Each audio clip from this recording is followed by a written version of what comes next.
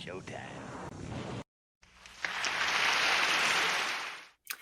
What's up, everybody? It's your girl Nita, your favorite diva, and I'm back for my top 10 disappointing movies of 2021.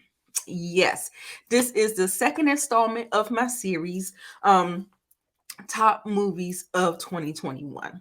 And this is disappointing movies. Now, these are not bad movies, these are movies that I expected and wanted so much more, or there was a certain aspect that I believe they could have reached, but they failed to do so.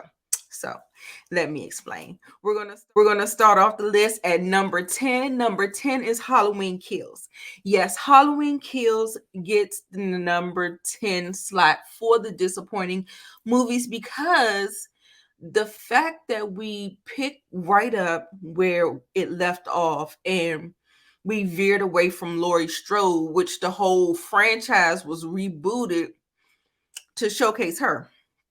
And she was kind of sidelined, and she was sidelined for the stupidest thing or the stupidest characters in the movie, which were the townsmen of the whole town. I can't remember what it is, but the town that they live in.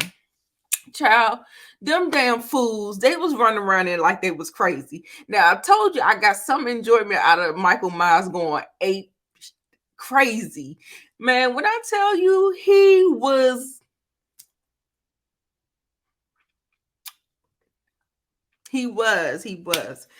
So I was laughing. At some point, I had to just like let it go, and I'm like, okay, this is just not what I thought it was going to be. But anyway, I just kind of let it go and just enjoyed it for the kills. The movie called it Halloween Kills, baby, and that's what he gave us. Number 9 on the list is Black Widow. Black Widow, a day late, a dollar short. While I appreciate you trying to give us a female led superhero movie, I just feel like it's too little too late. She was already dead. Spoiler alert for Endgame. But she was already dead, baby. She was already dead. So while I enjoyed her sister, Melena, I enjoyed her character a lot, and the actress who plays her is phenomenal. Love her down, baby. I love her now. And yeah, I just think it was too little, too late. The action was fine. I think she looked good. Um, like I said, it was in a pocket of time. Even we went past that pocket of time. I mean, even if you count for the pandemic, and even if you count for other things, I still feel like it was a disservice done. Anyway, number 8 is Candyman. Now, Candyman, I really, really, really enjoy Candyman. I really love what the director did with Candyman.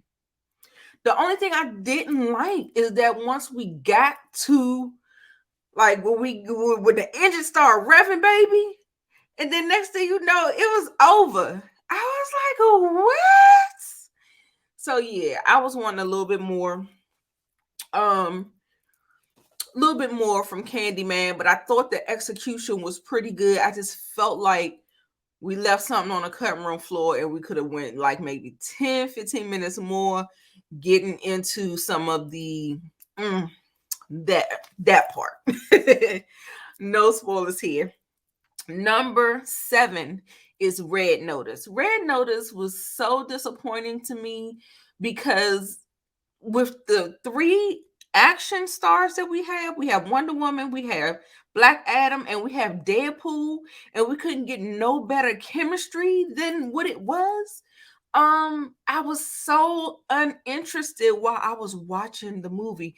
The best parts was when I'm about to say Diana, Wonder Woman, that girl, when she was on the um screen, she was magnetic. She jumped off the screen, leaped off the screen. Ryan Reynolds, he does his shtick. It just is what it is, and it didn't mesh well with The Rock. So it was awkward. It was awkward. I did kind of, the only thing that really saved it for me was the ending. The ending ended a little bit more pleasant than I thought it would. And so it kind of, kind of like, it wasn't too bad, but it was a slog to get through, boy, I tell you. Number 6 is Without Remorse. That's Michael B. Jordan's movie where he played a character from the Jack Ryan um novels. And I think the movie was lacking something.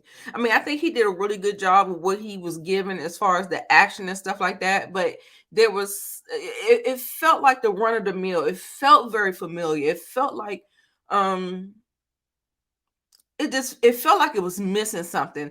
The black lead that played in Queen and Slim, she actually needed more. I think if she had more to do, and I think maybe she didn't have more to do because she was pregnant while she was filming that. But girl, that's what we got. That's what we got stunt doubles for, right? Child, come on and bring it. You hear me? Anyway, it was lacking. Number 5 was Coming to America. Coming to America was disappointing for me because I have it on my I have it on my worst list. I don't think it was that bad, but I just feel like there were some glaring issues, and I was just like, oh, and the comedy wasn't hitting. Tiana looked good though, didn't she? Tiana, girl, that girl be fire, boy. I tell you, she looks so good in that movie.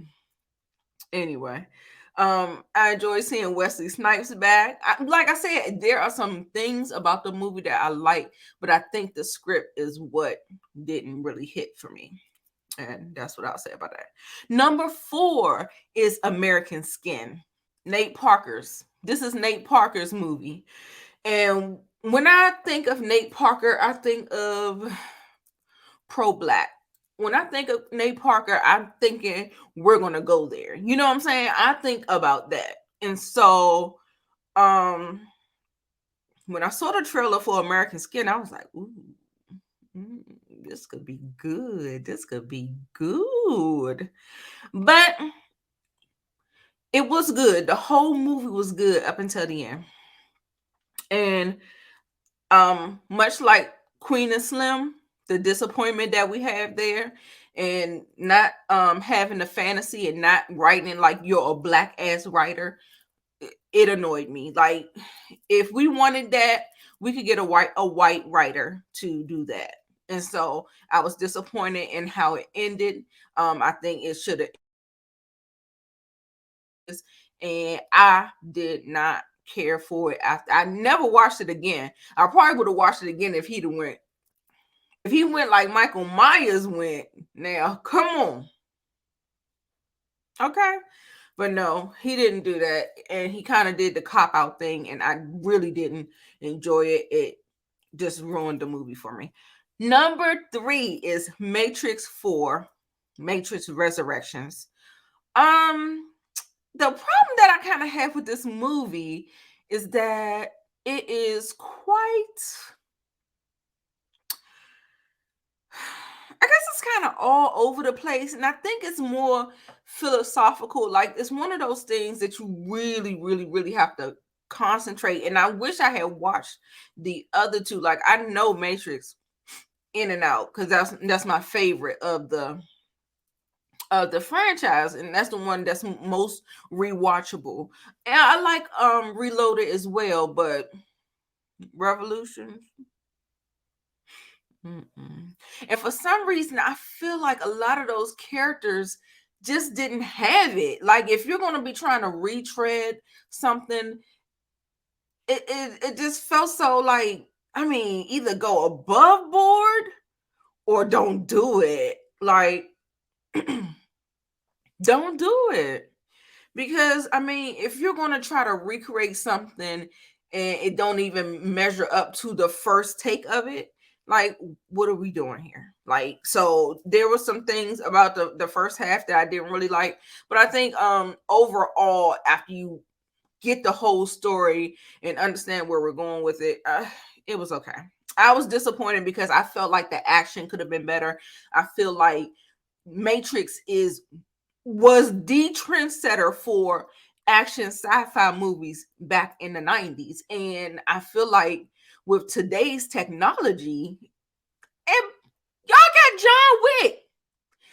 got John Wick in y'all movie, and you didn't use him anyway. Number 2 is Eternals. Yes, Eternals was a decent film. It was decent. It was okay. But I really was looking for a bigger scope.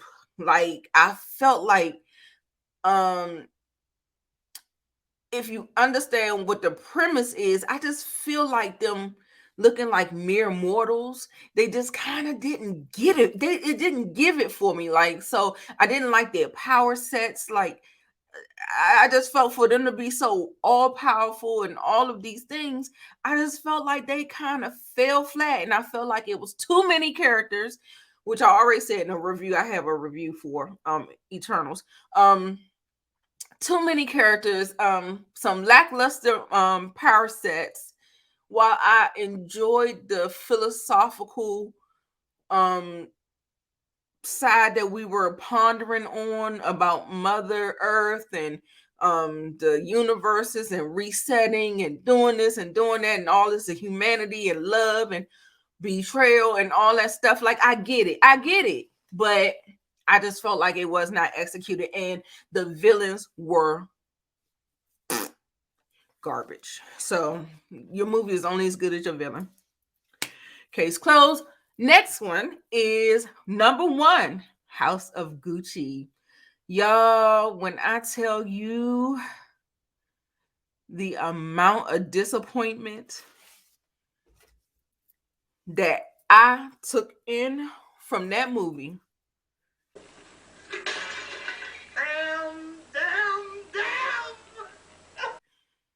Oh my God, the tonal shift was so weird and awkward. It did not flow. It was not a complete story. It was jumping all over the place. I was like, what is going on? And if you mess up the end of a movie, baby, I'm telling you, that will leave a sour taste in your mouth. And Lady Gaga was the best thing in that movie. And I think, like I said, I really wish they would have went.